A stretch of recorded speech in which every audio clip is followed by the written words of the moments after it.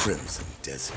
Talk about a game where I'm gonna do my best to keep bias at bay. I'm gonna get every cent worth of this game time-wise, let me tell you, but mainly because I threw everything on the wall to see what would stick. There was once a game called Two Worlds, 1 and 2. I feel like this is the game they wanted it to be at the time. Anybody else play? Only me? Alright, moving on.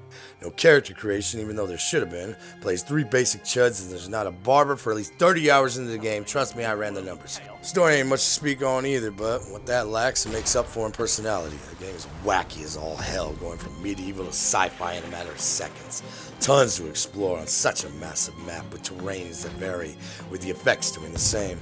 Cities feel like cities alive, with shops, secrets, quests that will affect the area aesthetically and service-wise. The world is vibrant with different races and strays you can adopt.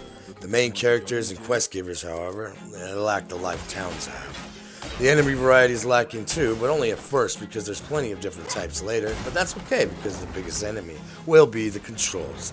Some crazy, questionable choices control and gameplay-wise. The game won't hold your hand at least, and give you puzzles that look familiar to Breath of the Wild or Tears of the Kingdom. Despite these weird choices and lack of engaging story or characters, this game has a charm that can't be denied. The combat, despite clunky controls, is absolutely satisfying when mastered or even understood. Tools, powers, a variety of weapons, including one of the best hand-throwing systems I've ever seen. This game wants you to explore more than just the map. Gameplay can be just as massive, which is crazy since there are no builds. It's rewarding, immersive when you play it your way. Not just for the highest damage or stats, but to have fun and actually immerse yourself as the powerhouse you're controlling. And this is just the beginning. Not even a month after release, patch after patch.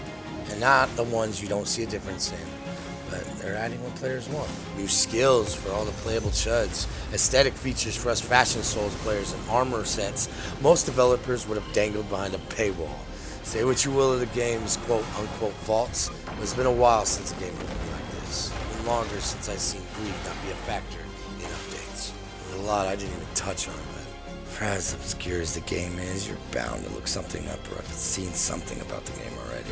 But the thing I see that nobody ever really talks about is how many people want or really don't know how to like the game. If you heed any of the points I gave before, you just might. Then you gotta ask yourself, a game where I have to try to like it, is that worth the playthrough? It's not for everybody, but I'm just a little guy who heard the big dogs say it wasn't.